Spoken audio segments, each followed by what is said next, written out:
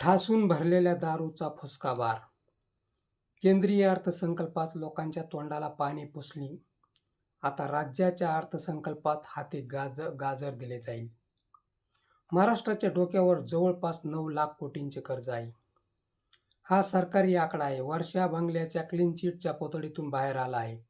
निवडणुकांत काही लाख कोटी उधळले गेले. त्यातही महापालिका निवडणुकांत मुंबई जिंकण्यासाठी नियमित शाहीऐवजी विना टेंडर मार्कर पेन गुजरातच्या अदानी कंपनीकडून मागवली गेली. शाही ताबडतोब पुसली जात असल्याने मोठ्या प्रमाणावर बोगस मतदान झाले.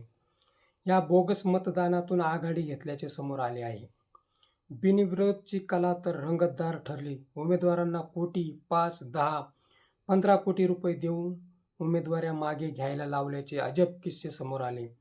हा सर्व पैसा 9 लाख कोटींमधूनच उधळल्याचे समोर आले आहे.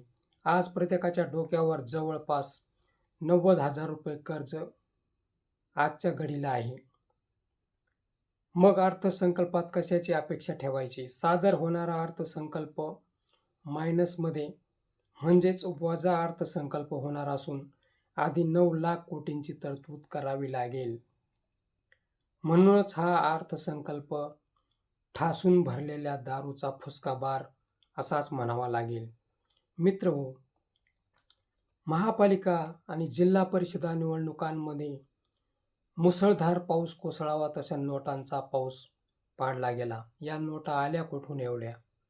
या नोटा नक्कीच या 9 लाख कोटींमधूनच आल्याचे समोर आले आहे. म्हणूनच एवढा पैसा उधळला गेला आणि आज महाराष्ट्राच्या बोडक्यावर एवढे मोठे कर्जाचे गाठोडे पडलेले आहे, उभे राहिलेले आहे. मित्र, हा व्हिडिओ कसा वाटला ते कमेंट बॉक्समध्ये सांगा व ॲक्शन मराठी चॅनलला सबस्क्राईब करा.